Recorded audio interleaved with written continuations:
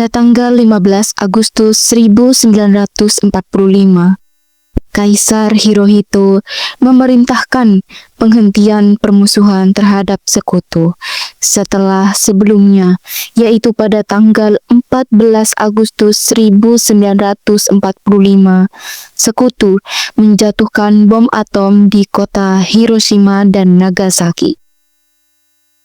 Berita tentang gencatan senjata yang dilakukan oleh Jepang ini disiarkan di radio Jepang dari Tokyo. Ternyata siaran tersebut tertangkap di Indonesia dan Sultan Syahrir mendengarnya.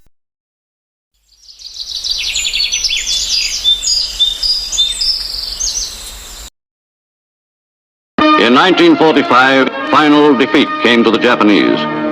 3 days after the war's end, a committee of national leaders proclaimed the independence of the Republic of Indonesia, with Sukarno as president.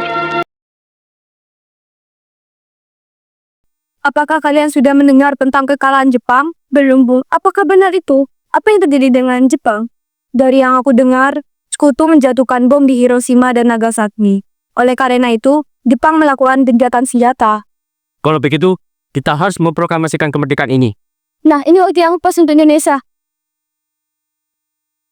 Setelah mendengar berita kekalahan Jepang, Hairul Saleh segera merencanakan pertemuan dengan anggota golongan muda lainnya untuk membicarakan masalah proklamasi kemerdekaan. Pertemuan ini dilangsungkan di Jalan Pegangsaan Timur nomor 17 Jakarta pukul 8 waktu Indonesia Barat. Tuan, apakah kalian sudah mendengar berita tentang kekalahan Jepang? Belum, kawan. Dari mana engkau tahu tentang itu? Barusan, Syahrir saja memberitahuku dari radio yang mengatakan bahwa Jepang akan melakukan gencatan senjata. Berarti negara kita sekarang berada di kondisi vacuum of power. Kita harus membahas ini sekaligus mempromosikan kemerdekaan ini. Kalau begitu, kita harus membagi tugas. Wikana dan Hairul pergi ke kediaman Sukarno dan menyampaikan kabar ini.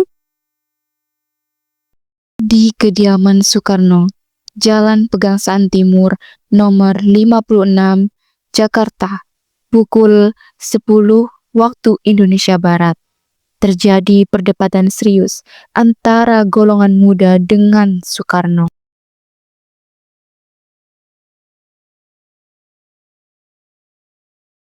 Memproklamasikan kemerdekaan sekarang, Bung.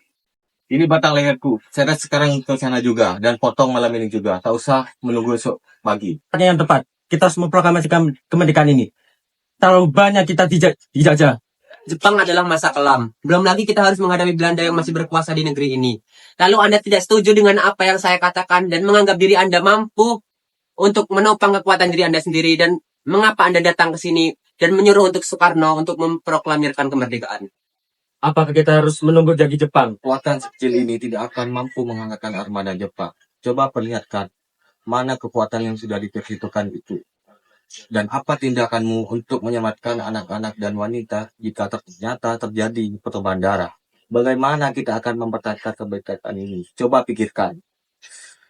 Bagaimana kita akan tegak di atas kekuatan sendiri? Tapi semakin cepat kita memproklamasikan kemerdekaan ini, semakin cepat pula kita mengakhiri penderitaan rakyat dan selama ini kita tanggung, Bung. Baiklah kalau begitu, berilah kami waktu sebentar untuk berunding. Kemudian para anggota golongan tua yang berada di kediaman Sukarno langsung membicarakan permasalahan tersebut.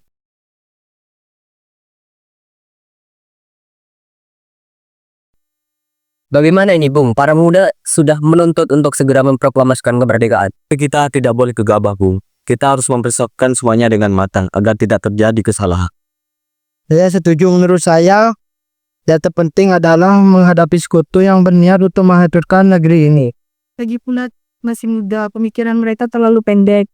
Kita harus melihat ke depannya dan mempersiapkan dengan matang.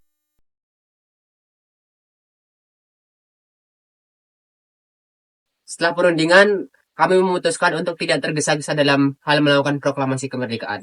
Hal ini akan kami bahas lebih lanjut pada sidang PPKI. Dengan berat hati mendengar keputusan tersebut, para pemuda pun meninggalkan kediaman Sukarno. Tetapi mereka tidak putus asa. Mereka pun menyusun strategi bagaimana membujuk Soekarno dan Mohatta untuk memproklamasikan kemerdekaan sesegera mungkin. Akhirnya, mereka memutuskan untuk mengasingkan kedua tokoh itu ke Rengas Dengklok agar terhindar dari desakan pemuda dan pengaruh Jepang di Jakarta. Tanggal 16 Agustus 1945, pukul 4 waktu Indonesia Barat, di kediaman Soekarno. Assalamualaikum. Waalaikumsalam. Ada apa saudara datang sebagai ini? Kami membawa Anda dan Soekarno untuk ikut kami menuju tempat pengasingan. Tempat pengasingan. Apa yang saudara maksudkan?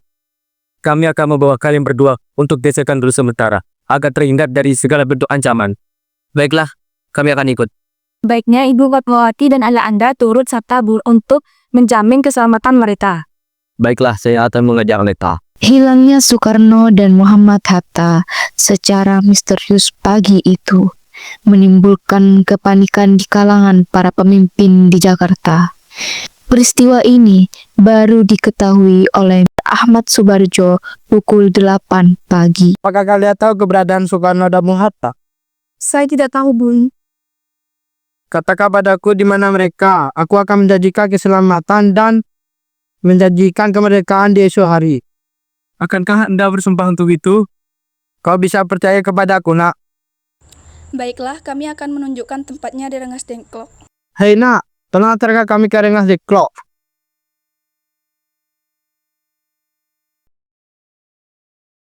Nah, jelaskan mengapa kalian semua membawa kami ini. Maafkan kerancangan kami. Tapi, ini demi keselamatan Anda. Ini dikirakan proklamasi kembali. Bukankah tempoh hari sudah kami katakan bahwa masalah kemerdekaan akan kami bahas dalam sidang WPKI? Memang benar. Tapi, kenapa kita hanya menunggu untuk dimerdekakan oleh Jepang? Dapat itu benar. Namun kita masih terlalu dini untuk mengproklamasikan kemerdekaan. Selain itu, kita masih membutuhkan bantuan dari pihak Jepang. Bagaimana bila perkataan janji Jepang tentang kemerdekaan bangsa kita hanya janji manis belaka? Apa yang kita akan lakukan? Selamanya menunggu janji itu, Bu. Kita harus memproklamasikan kemerdekaan sekarang juga. Demi rakyat yang sudah bertahun-tahun terbelenggu oleh penjajahan di tanah air merdeka sendiri. Mereka berhak bebas. Saudara sekalian, mari kita bicarakan dengan kepala dingin, bukan dengan ketegangan, oke?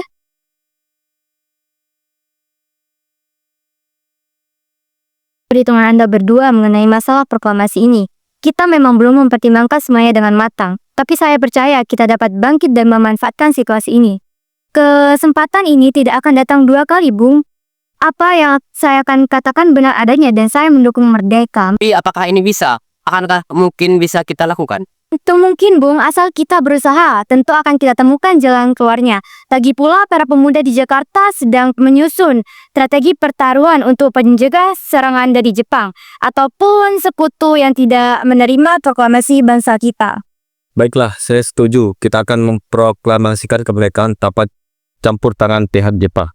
Pada pukul 17.30 WIB, rombongan dari Jakarta tiba di Rengas Dengklok untuk menjemput Soekarno dan Mohatta.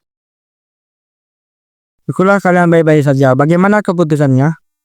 Kami setuju kemerdekaan dilakukan tanpa campur tangan Jepang. Lalu, kapan kita akan melakukannya? Bagaimana jika besok pemuda di Jakarta sudah bersiap? Mungkin kita akan melaksanakannya besok pagi. Tanggal 16 Agustus 1945, pukul 11 waktu Indonesia Barat, rombongan tiba di Jakarta. Bagaimana kita membicarakan naskah proklamasi untuk mendeklarasikan kemerdekaan kita? Cepat untuk mendiskusikan ini. Tapi ini sudah malam. Pihak Jepang tidak mungkin untuk menyaksikan tempat ini. Saya punya ide, bagaimana kalau kita meminjam rumah punyanya Laksana Maeda? Yuk.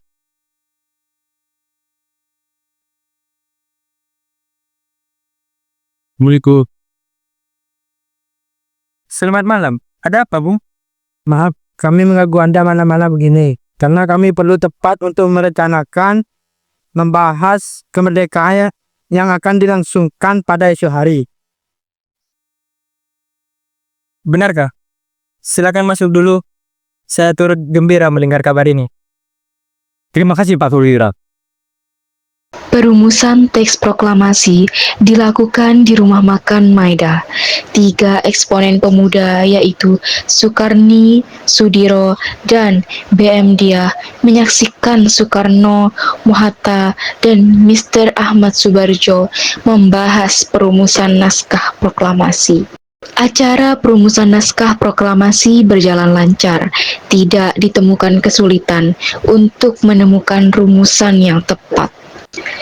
Sebagai hasil pembicaraan mereka bertiga, diperolehlah rumusan yang ditulis tangan oleh Soekarno. Pada tanggal 17 Agustus 1945, pukul 4 WIB, dibacakanlah rumusan naskah proklamasi untuk yang pertama kalinya di depan para hadirin yang berada di rumah Maida yang langsung disetujui. Namun kemudian timbullah persoalan tentang siapa saja yang akan menandatangani naskah proklamasi.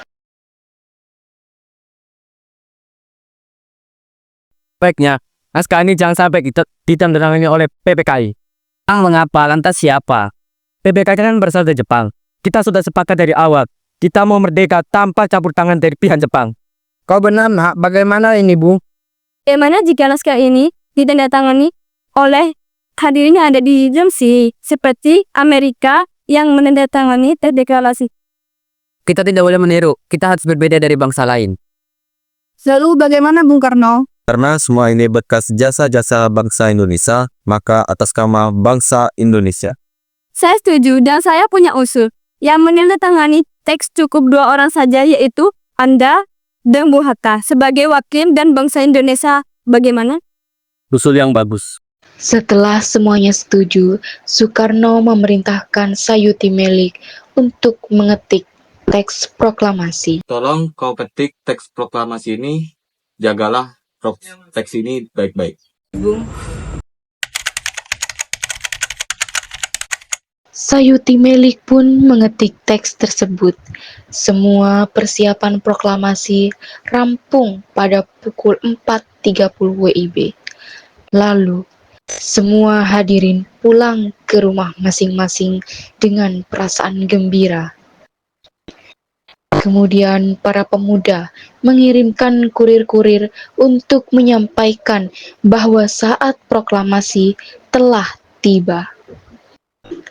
Mereka juga mengatur pelaksanaan penyiaran berita proklamasi kemerdekaan, menyebarkan beberapa pamflet ke penjuru Jakarta dan sekitarnya. Pengeras suara diusahakan adanya. Semua dilakukan agar rakyat dapat turut menyaksikan momen paling berharga untuk bangsa Indonesia. Pada saat yang sama, Soekarno dan Ibu Fatmawati sampai di kediaman mereka dan berbincang sejenak. Alhamdulillah, semua berjalan dengan sangat baik. Terima kasih telah menemaniku di saat yang cukup menguras pikiran. Alhamdulillah, terima kasih kepada Allah Subhanahu wa Ta'ala.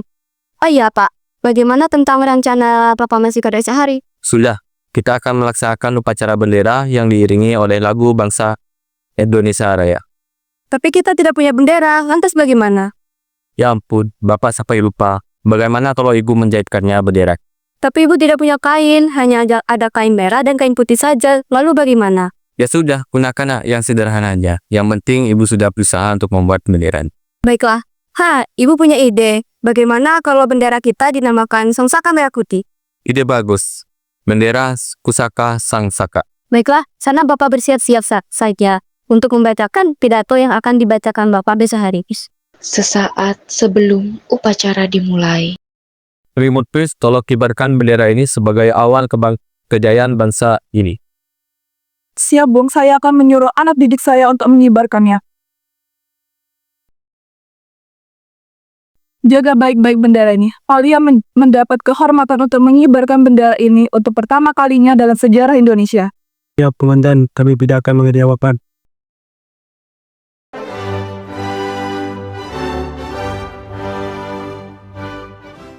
Tiba saatnya upacara proklamasi kemerdekaan Indonesia. Tokoh-tokoh pejuang Indonesia telah hadir di lokasi, di antaranya yaitu Mr. A.A. Maramis, Hos Cokroaminoto, Oto Iskandar Dinata, Ki Hajar Dewantara, M. Tabrani, dan lain-lain. Suasana menjadi sangat hening. Soekarno dan Hatta dipersilahkan maju beberapa langkah dari tempatnya semula. Soekarno mendekati mikrofon dengan suaranya yang lantang dan mantap.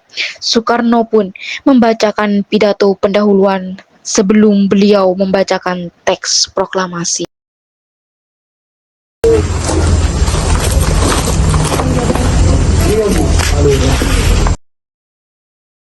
Saudara-saudara sekalian, saya telah meminta saudara hadir di sini untuk menyaksikan peristiwa maha penting dalam sejarah bangsa kita.